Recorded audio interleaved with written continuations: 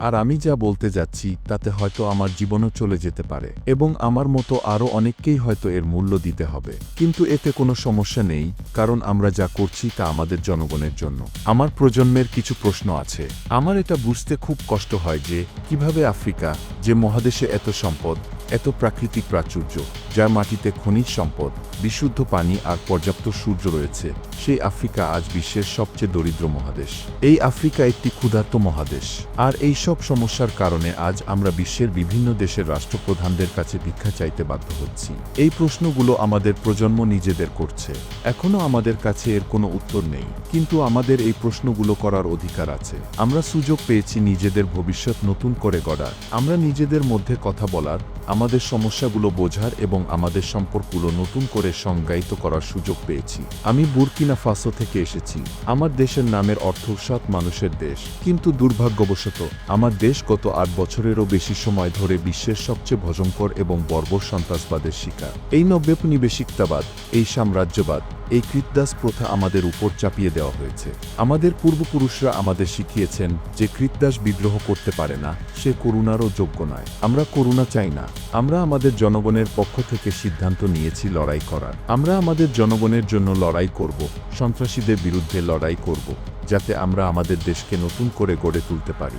মহান নেতা থমাস স্যাঙ্করা দেখানো পথে আমরা চলছি। তিনি বলেছিলেন যে কৃতদাস বিদ্রোহ করে না, তার জন্য শোক করার কিছু নেই। আমরা সিদ্ধান্ত নিয়েছি যে আমরা সাম্রাজ্যবাদের বিরুদ্ধে রুখে দাঁড়াব, যারা আমাদের জনগণকে হত্যা করার জন্য সন্ত্রাসীদের হাতে অস্ত্র তুলে দেয়। আমরা আমাদের জনগণের কথা শুনি।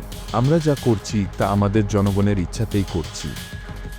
আর এই কারণেই আজ বুর্কিনা ফাসোর জনগণ রাস্তায় নেমেছে তাদের সেনাবাহিনীকে সমর্থন করার জন্য।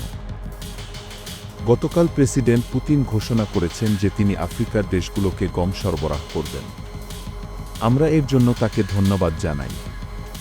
এটি একটি গুরুত্বপূর্ণ বার্তা, কারণ আমাদের রাষ্ট্রপ্রধানদের আর ভিক্ষার ঝুলি নিয়ে সাম্রাজ্যবাদীদের দরজায় যেতে হবে না। কিন্তু আমরা শুধু এইটুকুতেই সন্তুষ্ট নই। আমরা চাই আগামী সম্মেলনে যেন আমরা আত্মনির্ভরশীল হতে পারি, যেন আমাদের খাদ্যের জন্য অন্যের উপর নির্ভর করতে না হয়। আমাদের লড়াইটা ঠিক এখানেই। আমাদের মতো তরুণ নেতারা যারা নিজেদের দেশের জন্য লড়ছি, তাদের অভ্যুত্থানকারী বা জান্তা বলা হয়। কিন্তু আমরা তাদের মতো নই, যারা জনগণের জন্য কিছুই করে না, অথচ নির্বাচনে অংশ নিয়ে নিজেদের গণতন্ত্রী বলে দাবি করে। আমরা আফ্রিকার জনগণ। আমরা আমাদের দেশের জন্য লড়ছি। সাম্রাজ্যবাদীরা আমাদের অপরাধী বলে, কারণ আমরা তাদের পরিকল্পনায় বাধা দিচ্ছি। আমার একটি প্রশ্ন আছে আফ্রিকান রাষ্ট্রপ্রধানদের কাছে। কেন আফ্রিকান রাষ্ট্রপ্রধানরা একে অপরের সঙ্গে কথা বলেন না? কেন তারা একে অপরকে সাহায্য করেন না? কেন আমরা সাম্রাজ্যবাদীদের হাতের পুতুল হয়ে থাকব? আমাদের অবশ্যই তাদের তাবেদারি বন্ধ করতে হবে। হয় স্বদেশ, না হয় মৃত্যু। বিজয়ের জন্য ধন্যবাদ। পিতৃভূমির জন্য ধন্যবাদ।